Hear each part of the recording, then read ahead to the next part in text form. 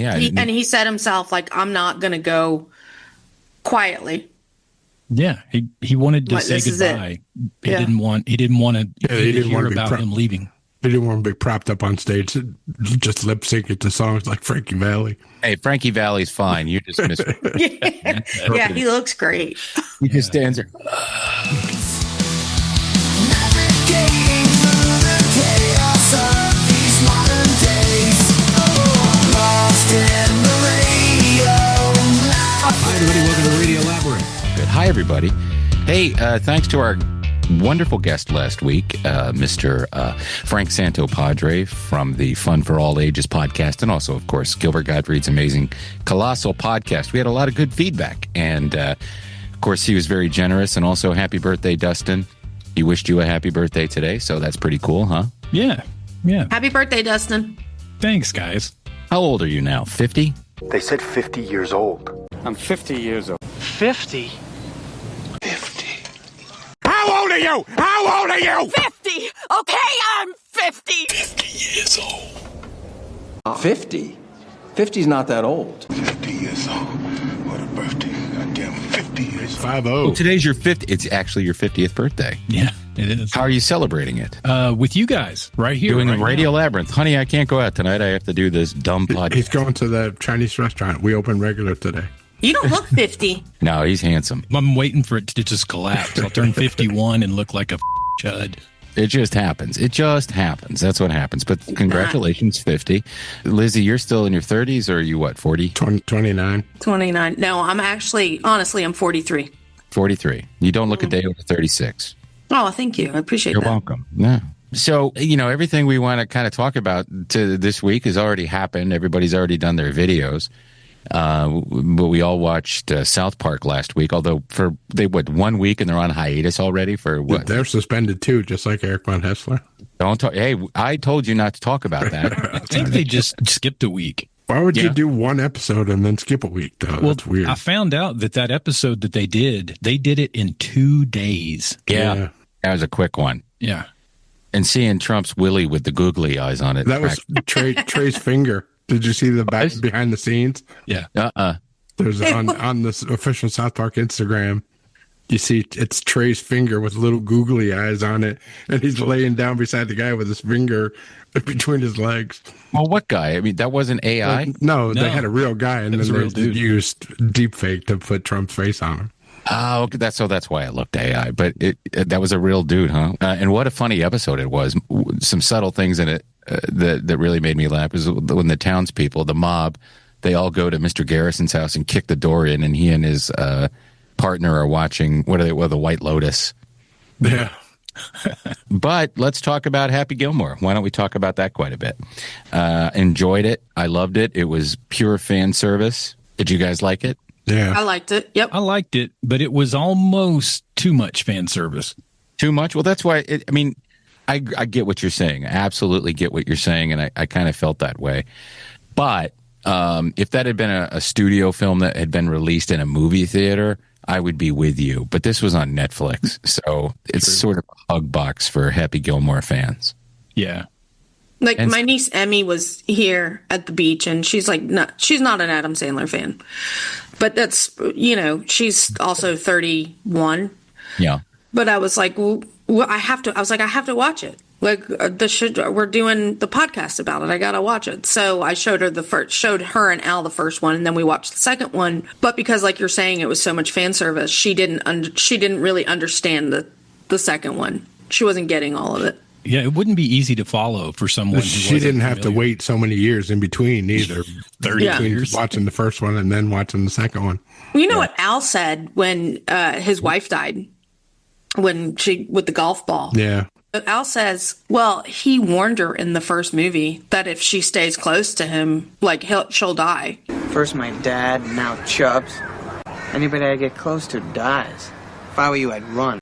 I didn't even remember that line. I'd spent a long time since I watched that. Mm-hmm. It came out so long ago that I bought it on VHS. At first, the first initial thought was, this is like a grown-up's version of Happy Gilmore. because all of his friends, all of the celebrities, they wanted to cram, everything into it, but they still were able to pull the humor part off very well. I loved Eminem. There are just a lot of things that were so good. Eminem he was, the Jackass guy's son, Joe Flaherty's. I liked all the flasks. His different flasks. Yeah, all the different stuff he was drinking out of. It just kept getting more and more ridiculous. Lavelle Crawford's hand was hilarious, too. Yes. Yeah. Yes.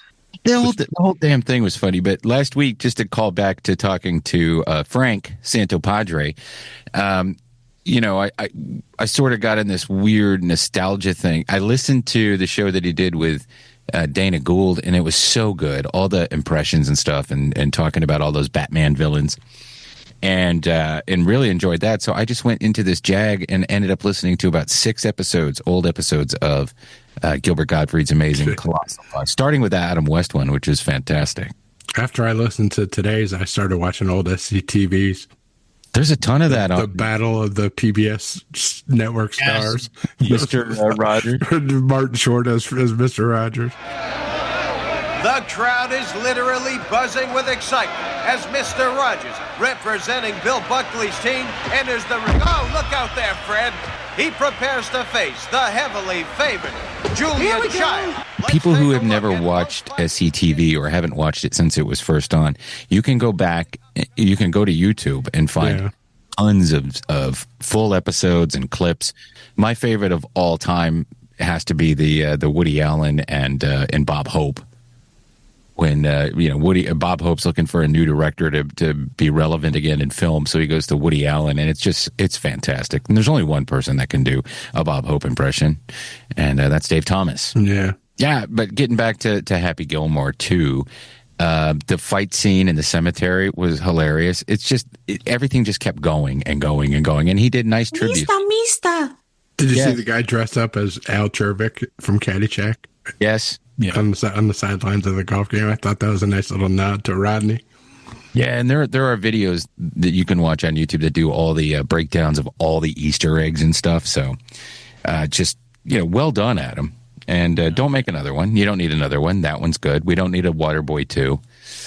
I'd watch Waterboy 2 if Kathy Bates was still in it. I would absolutely watch anything that he makes. I love Sandler. Even if it's bad, I still like Little Nicky 2.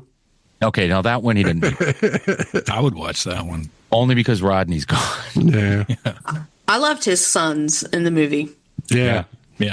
And the kicking the car or like getting mad about the all the jersey. Mooney.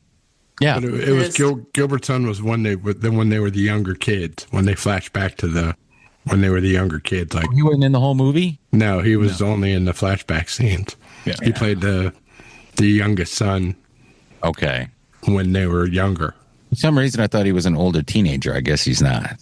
He's maybe 13 or something now. Okay. Yeah. All right. So I thought he had maybe. Okay. Well, I'm telling everybody he was in it playing the kids. He was in it. Okay. I don't know what else to say about it. I mean, we love it. We're not the show that breaks down every small detail. So it's just fan service for us. Absolutely. Keep making stuff, Adam. In addition, last week, toward the end of the week, we lost some heavy hitters in the entertainment world. Of course, Hulk Hogan, love him or hate him, he was definitely an icon, came into prominence really after Rocky III. He was in the WWE when it was WWF. I remember him coming in when he wore the white tights, and Classy Freddie Blassie was his manager, and he was a bad guy. He was Hulk Hogan. He was mean. He was a jerk. And if you read the biographies and the history of wrestling, he wanted to be in Rocky III. He was offered the role in Rocky III, and Vince McMahon Sr. said he didn't want him to do it, so he went back to the AWA, Vern Gagne's organization, and did the movie.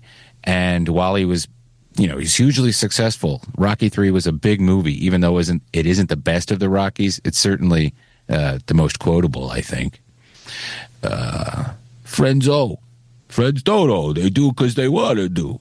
You get a lousy stinking X-Lex watch. A lot of great lines from that movie. But Hulk Hogan, Thunderlips, that was a great scene. Thunderlips is here.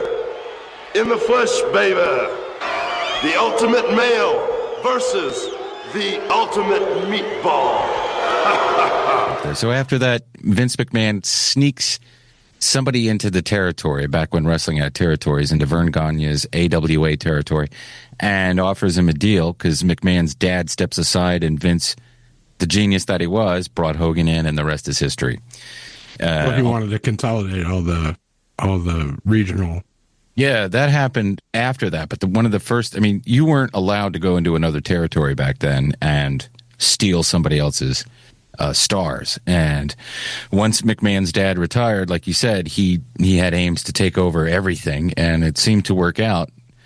A little hiccup with Ted Turner for a while, but, you know, he eventually beat them too. And then Hogan, you know, the reality show and all the other things. He was a bad actor, but he got in a bunch of other movies that weren't very good. And then, of course, the stuff gets leaked that he's saying all this horrible racist stuff. And, that hurt him quite a bit. The thing that him having sex with Bubba the Love Sponge's wife while Bubba the Love Sponge recorded it and then released it. The greatest thing Hulk Hogan ever did was to take down Gawker. And I kind of like that, even though Peter Thiel was involved in that. And think what you want of Peter Thiel. He helped take down Gawker. So. I didn't know what Gawker was at first when I read that. Celebrity and I was like, is that another wrestler? It was like a bad version of TMZ. Yes. It was actually easier to read. TMZ is the clunkiest piece of shit website. Yeah. Always has been. Gawker was a wrestler, though. He had that really hot manager, and then he would convince his opponent to try and sleep with her while he recorded it. But so anyway, rest in peace, Hulk Hogan. People were mad at him a lot of people are like, good riddance to the Trumper. If you love that guy most of your life and, because he supported Trump, you hated him at the end, that's a dumb reason. You're going to hate him for being a racist and saying awful racist things, but come on. If you loved Hulk Hogan, you loved him. I never really dug. I thought he was corny. I liked it when he beat Andre the Giant, but that was about the only time I really liked him. Yeah, that was cool. I mean, I did at first. I dug him. I was into his act, but it got real hokey. Most of those guys will grow with the act. They'll turn it into something and keep it going. Yeah. His was the same shtick year after year until the NWO came. Yeah, until the black. And that was his outfit black and yeah. That was really good. Those wrestling wars, when WWE started, floundering and WCW was just right up there. And then on Monday nights, he'd flip back and forth. And then guys like The Rock and Mankind and God, who am I? Oh, yeah, Steve Austin. Those guys kind of saved it. Mm-hmm. And Shawn Michaels stayed with him. Anyway, so rest in peace, Hulk Hogan. Also, Chuck Mangione passed away. Legendary. What did he play? The trumpet? Trumpet, He played the flugelhorn. Yeah, the flugelhorn. It wasn't the trumpet? No, it's like a big trumpet. It's it's in the trumpet family, but yeah, it's actually a flugelhorn. He's from Rochester, New York. That's where he passed away. And, he had that hit, and then you kind of forgot about him unless you were in an elevator. It's a great song, by the way. I go ape shit for Chuck Mangione. But then, for some reason, he ended up being on King of the Hill as the spokesperson for Megalow Mart. Yeah. I also got a fire safety video starring Chuck Mangione. Want to watch? And there's a great clip of him talking about, you remember that one where he's talking about at Megalow Mart starting to sell propane and Hank loses it? Oh! So rest in peace, Chuck Mangione. Not a lot of people know this guy. He was 97 years old, but if you ever listened to Dr. Demento in the 80s and 90s, you heard Tom Lehrer all the time. Everybody knows him from Electric Company. Electric Company and the Children's Television Workshop, LY, Silent E. Lizzie, do you know those songs? No. He could turn a man into a main. He could turn a can into a cane. Yeah, I couldn't sing them to you. Yeah. But he also did, what did he do? The Vatican Rag, Masochism Tango, Poisoning Pigeons in the Park. And he was also a mathematician who worked at Harvard for a very long time. He stopped doing music, I think, in the 70s. Yeah, he went to Harvard, got his bachelor's at Harvard, then went to Princeton and got his master's at Princeton, and then got his doctorate at another. I mean, he just kept ranking. He was a genius. Brilliant man. And one of my favorites, I have all of his records, on CD, of course. And, 97, when people pass away at 97 and they still have all their faculties and stuff, you're just like, wow, that's sad. You're not shocked by it because it's that age. And to live such a long life and have contributed so much to the culture, that's pretty cool. So rest in peace to Tom Lehrer. We don't do this very often, but that's like three big names in 1 week. Did you guys do Ozzy? Was that last week? Yeah, we talked about Ozzy. Yeah. Speaking of Ozzy, did you guys see the funeral this morning? No, I'm not watching funerals. Did you watch the funeral? I watched some of it. Yeah. Yeah. It was less of a funeral and more like the Black Parade is what it seemed like. It was huge. Was Elton John there? I didn't see him. I mean, it was mostly just fans. And then when the family showed up, kind of with the fans, and Sharon and the kids, laid some flowers down at the shrine that they had made there. And it was nice. I mean, it was emotional, but, a lot of people I've seen online, a lot of people are like, why is this so big? Why is this getting so much attention? And they don't understand that it's not really that we were having a funeral for Ozzy as much as we were having a funeral for all the memories that we can never go back to, a time when soundtrack to a childhood and young adulthood. I mean, it's more than just him as a person. Because, he was a goofy guy. And he's also the grandfather, father, whatever you want to call it, of heavy metal. Yeah. Sure. Yeah. But it was more than the metal. It was, it's going back to Adam Sandler. Using him in Little Nicky. When that happens, it was, at least for Gen X, it was less of, there's Ozzy and he does the bat thing. It was more of that made sense that he would be the most prominent and most awe-inspiring person when you're talking about that kind of movie, which is based on metal and hell and Prince of Darkness. You see him in Prince of Darkness. Yep. You see him in private parts when Howard's backstage at the MTV Awards. He was such a big part of pop culture. Besides Sabbath and besides his music, very, very rarely do you have someone who breaches not only what they do as far as a career, but also just their personality being so iconic. It was sad, but it was a fitting send off for a guy that was different than everyone else. There's a clip I saw of George Bush talking about him when he was president. He was at the press dinner, and Bush calls him out. Ozzy's here. What a fantastic audience we had tonight. Washington power brokers, celebrities, Hollywood stars, Ozzy Osbourne. And Ozzy, you see the elation on his face. This man loved life. He loved being who he was. He loved being a singer and a rock singer. But to what Dustin was saying, he became a personality that became an icon, entertainment icon. His whole family. He brought his family on TV. That show revitalized him. He had, Ozfest every year. That was something that he did. That's the only time I ever saw him.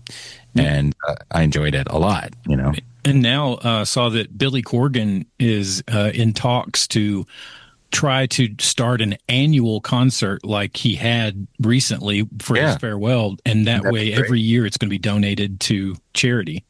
Did y'all watch any of that footage from that concert that he did? Oh, yeah. It was pretty cool. Yeah. He said himself, I'm not going to go quietly.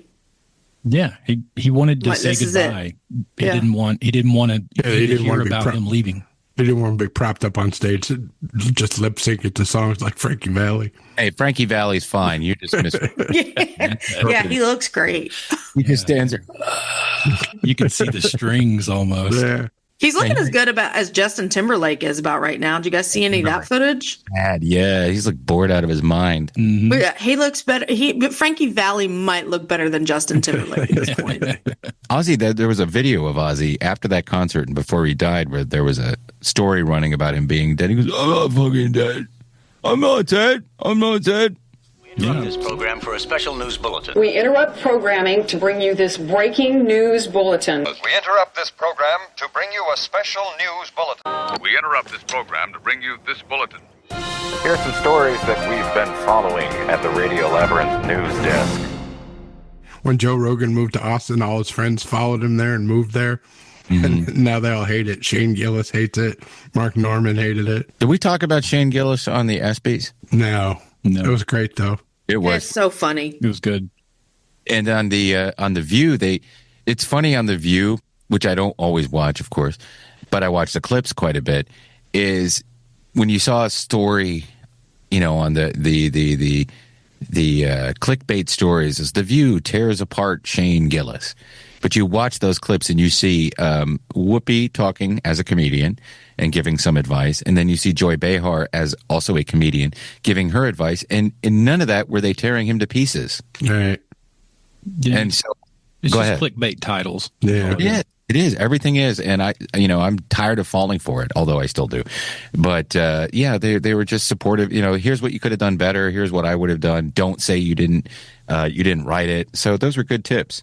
And then he did a follow-up video where he just tore him to pieces, but that's it. Yeah, but he's going back to I mean, like a lot of people wrote for him on that show. Yeah. Like I know people that wrote for him on that show. You do? I do.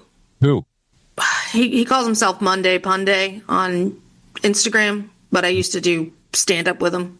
Oh, wow. But he's in like the credit, like Shane Gillis posts and puts his name in there. Like these are some of the people that help write for me. I forget how connected you are. I'm not connected. You are? I am not. She knows Josh Warren.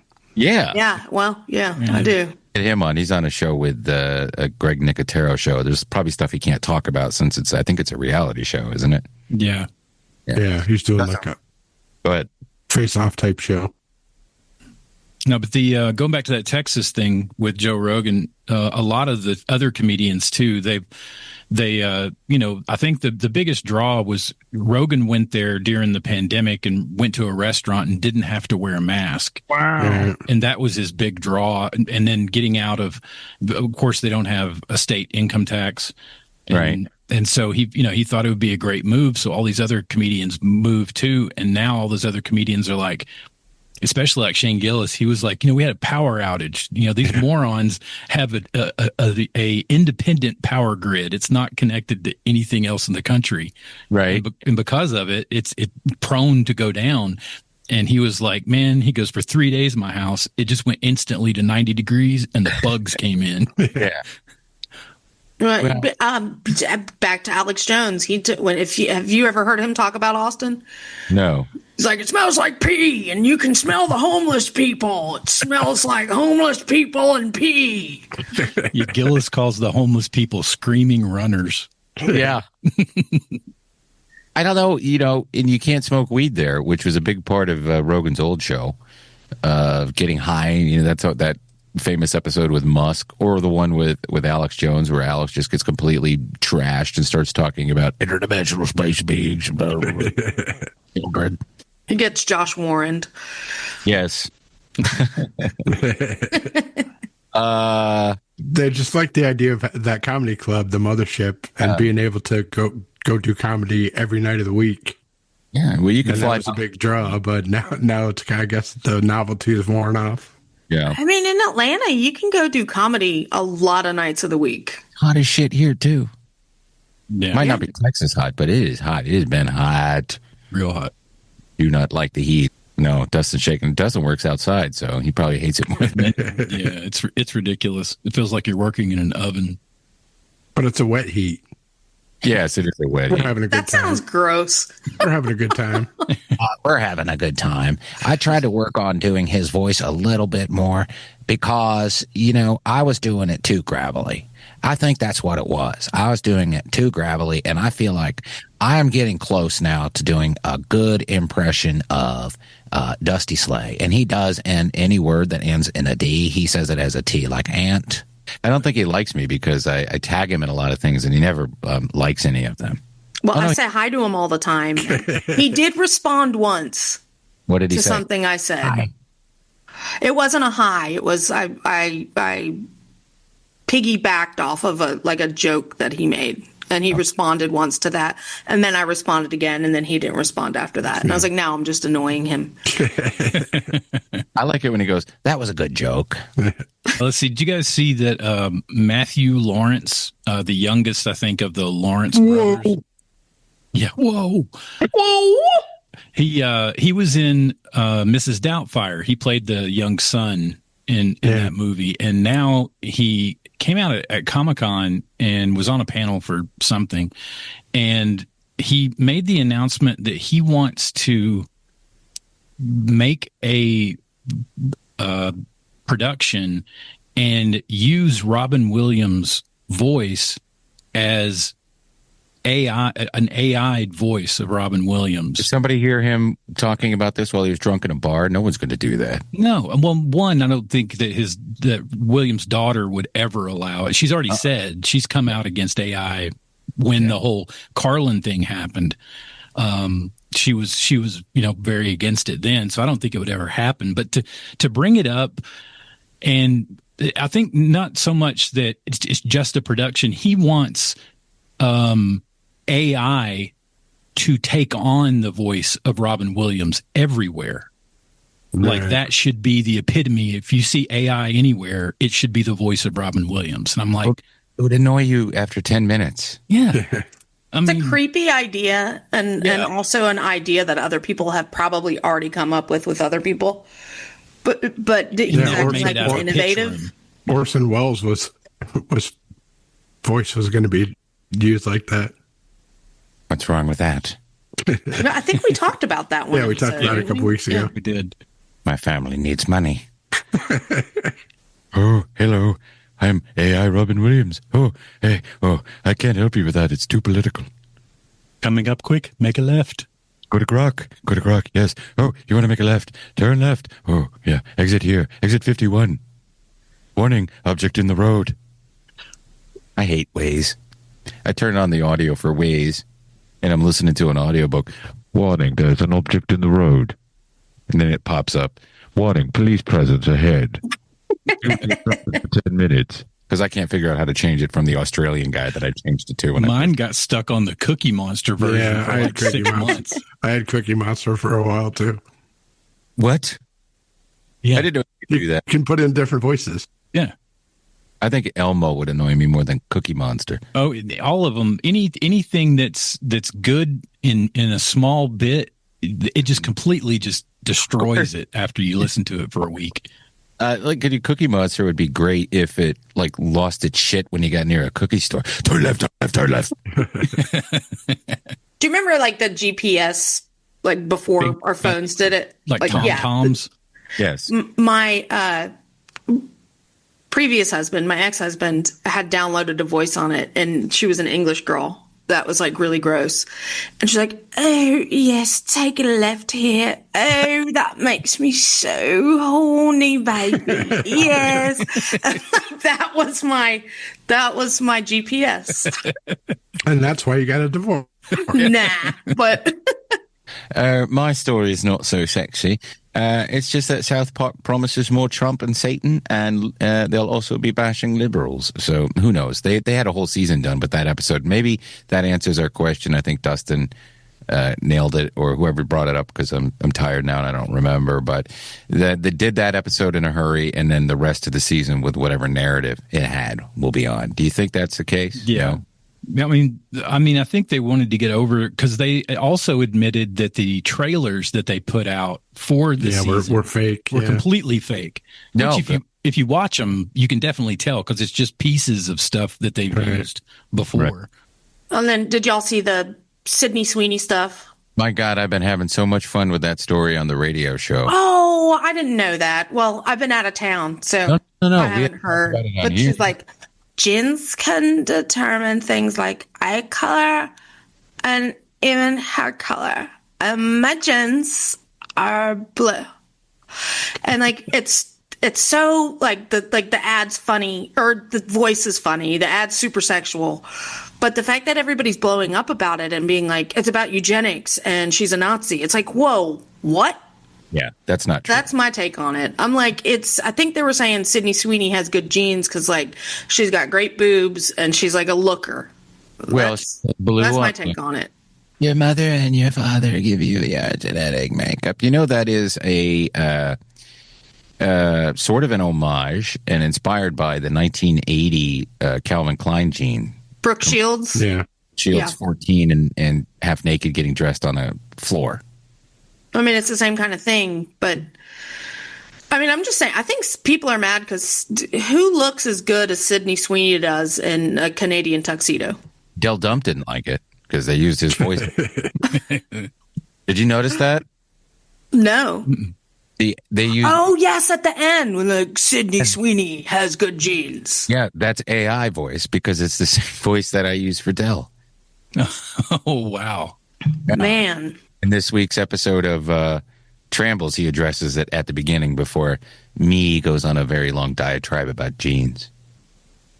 Gens. I like how she said gens. My gens are blue. Yeah. Gens. And that's not the only one. I found out today there's a new commercial for Dunkin' and some horrible summer drink they have. Like he didn't mean to be the king of summer with his tan. That guy? Well, it didn't really pick up until after the Sydney Sweeney because they're complaining now on TikTok that Dunkin' Donuts is talking about eugenics. What? I think half of these people that bring that up 6 months ago had no idea what eugenics were. I agree with you. I feel like people that I think they're just mad about good looking people. I know that sounds awful. No, but that's the truth. That is the truth. That's what's happening. They're putting, model type looking people in commercials again. Don't worry. There's still commercials with people that don't look like models. And there always have been, by the way. If you go back to the 70s, there were commercials depending on the product. If you're selling a pair of jeans, you want a sexy guy or a gal in the jeans. You remember Bugle Boy jeans and like the Pepsi commercial with Cindy Crawford? Like all those commercials use like supermodels. Remember the commercial with the three-legged jeans on SNL? A leg and a leg and a leg? Yes.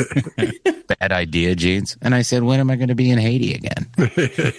Social media allows people to do this, and that's how things go viral. And then what it ends up being is just extra free advertising for these products. And it's been going on for a long time. And I will say that we live in a climate where the politics breaches into everything.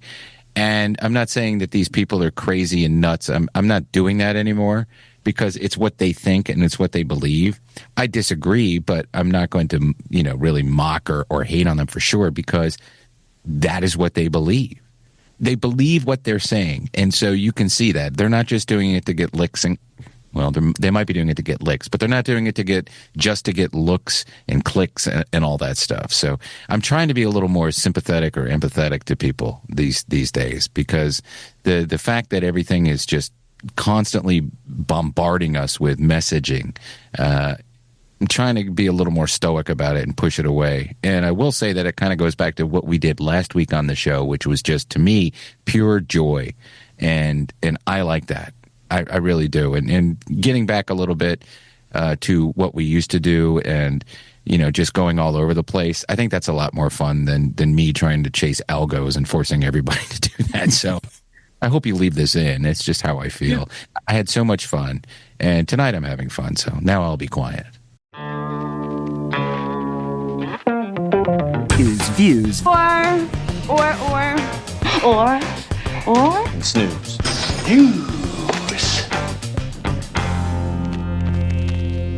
Last week was Match Game, which I watched the first one. It's pretty tame, but still entertaining. Martin Short hosting. Had some funny bits where the props went wrong and he just fell down on the stage. It was pretty funny. South Park, which we talked about, and Happy Gilmore, which we talked about. All right, this week, Twisted Metal comes back on Peacock. Remember that show from last year? That was a decent stab at the video game. I think this one looks better or closer. It was pretty fun. I never played the video game, so I enjoyed the show. But that's coming back for season 2 this week. King of the Hill comes back on the 4th. I can't wait for that. Season 14. Months, aren't they? I think so. Hulu tends to put them all out at once. That's okay. I can't wait. And then on the 6th, there's this movie on Amazon Prime, Eddie Murphy movie with Pete Davidson. Yeah. I'm going to watch it. I like Eddie. Yeah, I'm going to watch this too. It looks pretty funny. Yeah, it looks like a pretty funny movie. They play like armored truck drivers, and they get robbed or whatever by a bunch of Andrew people. Dice Clay's in it. Yeah, Ava Longoria, Andrew Dice Clay, Marshawn That's what Lynch got me. are also I was in like, it. what? Yeah. Andrew Dice Clay? I'm there. Good. I'm in for that. That's called the Pickup. Yes. All right. Time to do some staff picks. Why? Who's making fun of me for being old? Why? She's not that old. Did Elsbeth get canceled? Now, listen, I quit watching that because you shamed me. Not only did you shame me for being old, you shamed me for clout chasing. So I just said, well, all right, I'll never watch this show again.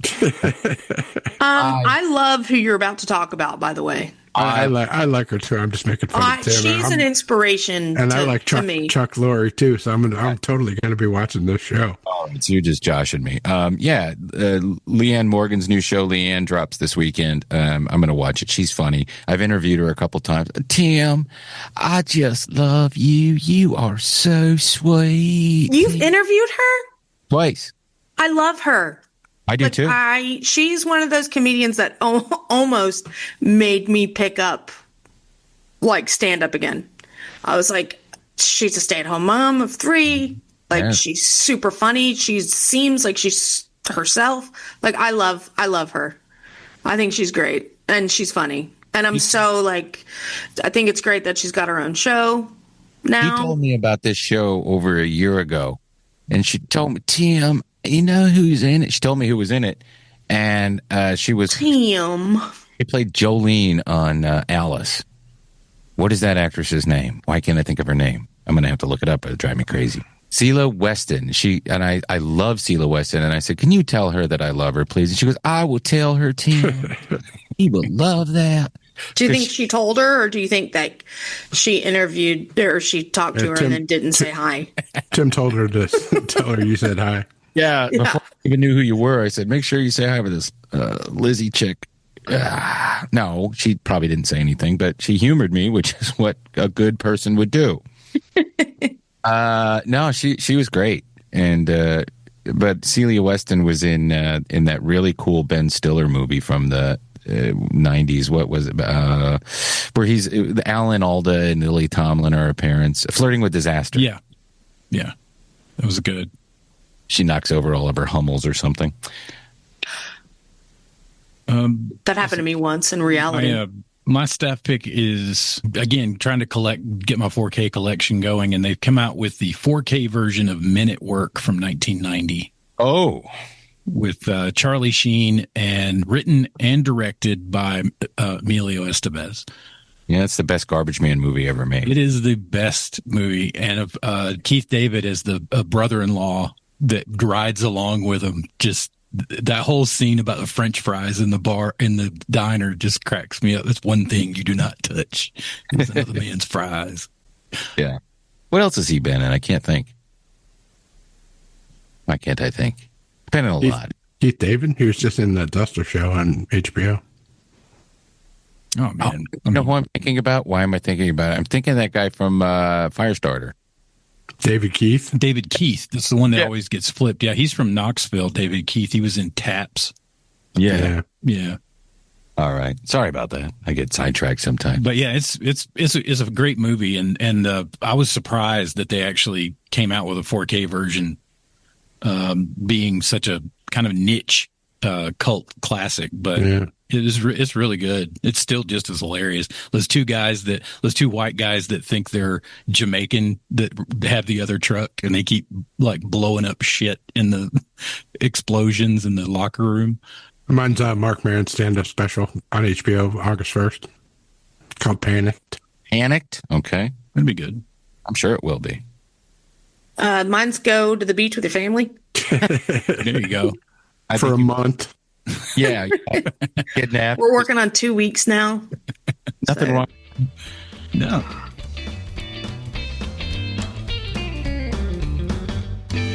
Hey, I'm back, Mr. Sam Elliott. And I want to talk to you about one of the places I like to go whenever I'm in the Atlanta area, called Atlanta Pizza and Euro. And they've proudly been serving the East Metro Atlanta area for over 40 years. Atlanta Pizza and Euro is a place to be this summer. I don't know if they have Coors. Coors is a banquet beer. But they are featuring 3 tavern breweries, a night on Ponce.